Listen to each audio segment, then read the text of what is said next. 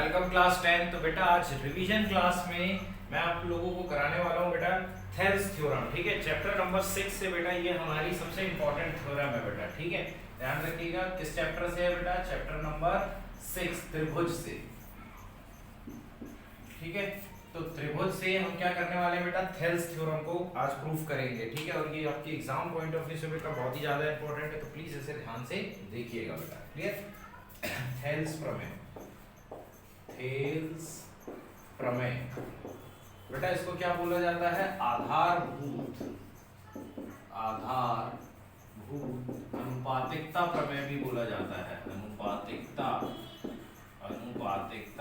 प्रमेय ये भी बोला जाता है बेटा। इसको आया समझ में? इंग्लिश में अगर इसको बोले तो बेसिक प्रोपोर्शनैलिटी थ्योरम भी बोला जाता है। ठीक है, थेल्स के नाम से भी है बेटा, ये समझ गए। अब देखो इधर ध्यान से, ये थ्योरम कहती क्या है। सबसे पहले तो बेटा इसका कथन देखते हैं कि ये इसका कथन कहता क्या है बेटा। ठीक है, कि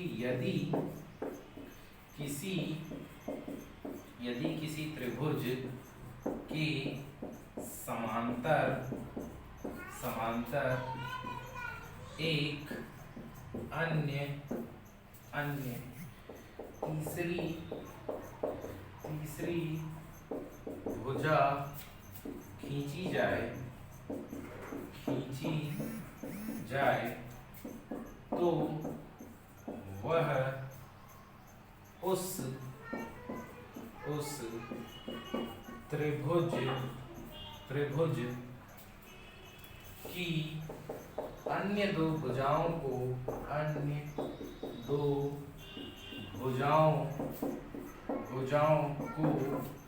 समान अनुपात में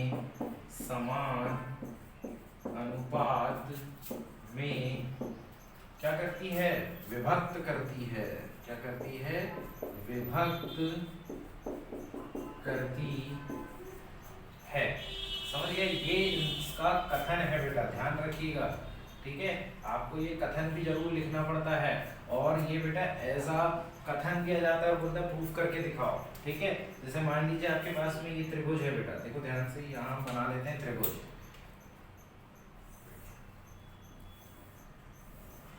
ये हमने त्रिभुज बना लिया बेटा। ठीक है, त्रिभुज ABC।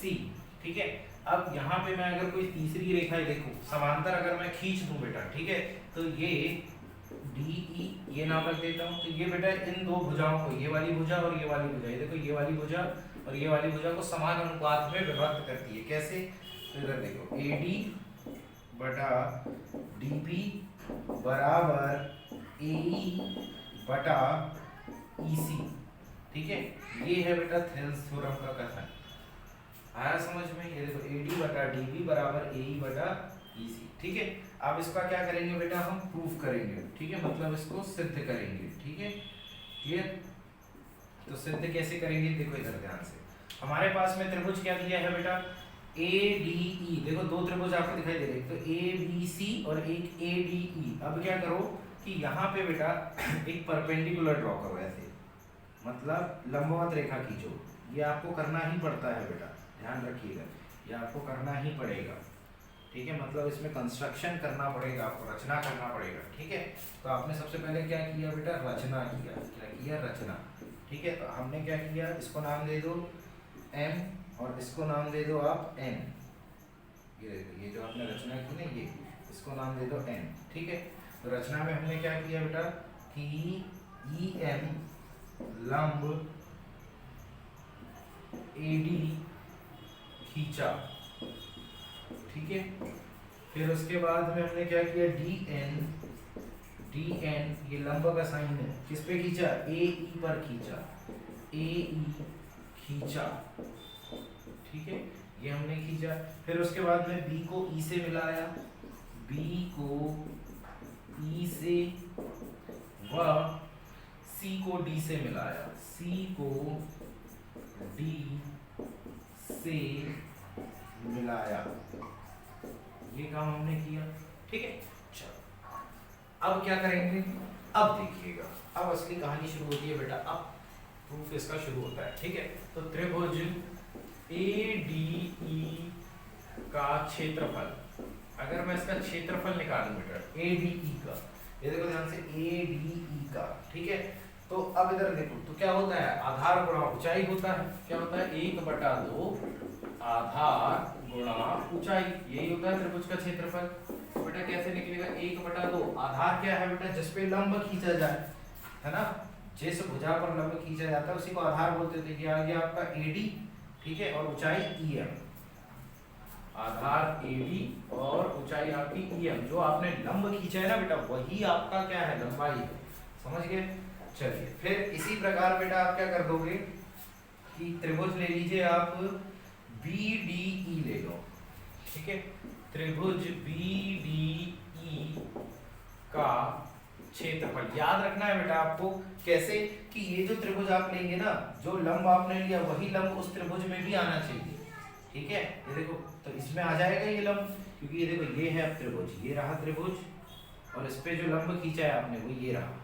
समझ गए। ये तो त्रिभुज BDE का क्षेत्रफल, तो 1/2 जिस पर लंब है बेटा वो कौन सी रेखा है आपकी, देखो ध्यान से, BD, ठीक है। तो ये कौन सी है, BD भुजा पर लंब है, BD भुजा पर। तो आधार आपका क्या हो गया, BD, और EM आपका क्या हो जाएगा बेटा, फिर से लंब हो जाएगा, मतलब ये सेम हो जाएगा। आया समझ में। इसको आप BD कर लो या DB कर लो, बात एक ही है बेटा, है ना। चलो अब इधर देखो ध्यान से, अगर मैं दोनों त्रिभुज का क्षेत्रफल का अनुपात ले लूं, त्रिभुज ADE का क्षेत्रफल बटे त्रिभुज BDE का क्षेत्रफल, तो कितना आ जाएगा बेटा, 1/2 गुणा AD इंटू EM, ये आ जाएगा। अब इसको रख देंगे गुणा DB गुणा EM।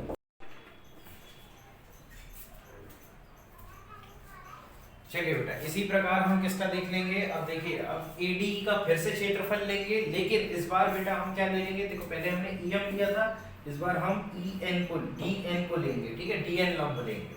तो कैसे ले लेंगे, त्रिभुज ADE का क्षेत्रफल बराबर 1/2 गुणा, अब इधर देखो ध्यान से बेटा, तो DN लंब किस पे है, AE पर लंब है ना, AE, ठीक है, और लंब क्या है तुम्हारा DN, तो ये ऊंचाई हो गया, ये आधार हो गया, ठीक है। फिर आप क्या ले लोगे बेटा, त्रिभुज ये वाला ले लो EDC, त्रिभुज EDC का क्षेत्रफल, ठीक है, त्रिभुज EDC का क्षेत्रफल बेटा, ठीक है।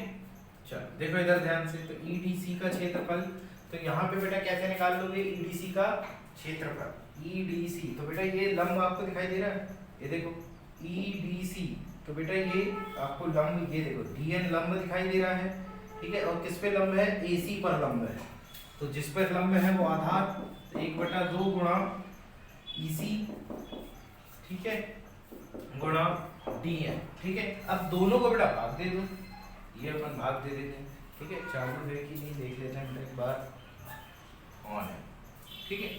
देखो इधर ध्यान, तो यहाँ पे ये और ये कैंसिल हो जाएगा, DN से DN कैंसिल हो गया, ठीक है, और आपके पास में कितना आ गया बेटा, AE/EC, ये आ गया आपके पास में, देखो ध्यान से, AE/EC, है ना। तो इसको समीकरण नंबर 2 मान लो, ठीक है। अब इधर देखो बेटा ध्यान से कि त्रिभुज EDC, त्रिभुज EDC व त्रिभुज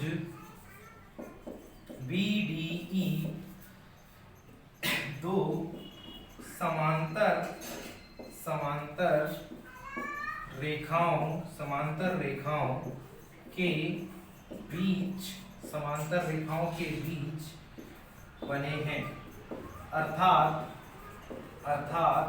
दोनों के त्रिभुज के क्षेत्रफल भी बेटा आपस में बराबर होंगे। देखो इधर ध्यान से, त्रिभुज EDC के क्लास 9th में अपन ने पढ़े, त्रिभुज EDC का क्षेत्रफल बराबर त्रिभुज BDE का क्षेत्रफल, यह आ जाएगा। तो मतलब EDC की जगह पे हम BDE का क्षेत्रफल लिख सकते हैं, ठीक है। तो अब यहाँ पे काम करो कि समीकरण, ये तुमको दिखाई दे रहा है 1 से, इधर देखो समीकरण 1 से, तो 1 में आपको क्या दिखाई दे रहा है बेटा, BDE की जगह पर क्या लिख सकते हैं, देखो त्रिभुज ADE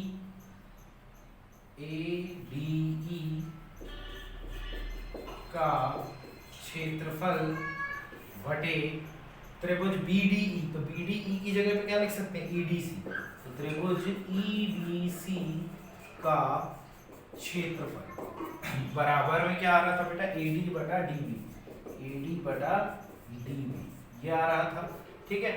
अब देखो ध्यान से, EDC का क्षेत्रफल बेटा, तो EDC का क्षेत्रफल मतलब समीकरण 2 से अगर आप देखें बेटा, तो आप इस पूरे की जगह पे, ये देखो ध्यान से, इस पूरे की जगह पे क्या लिख सकते हो, ये BDE है, ठीक है, आपने क्या लिख दिया बेटा, EDC है ना, BDE की जगह पे EDC लिख दिया, ठीक है।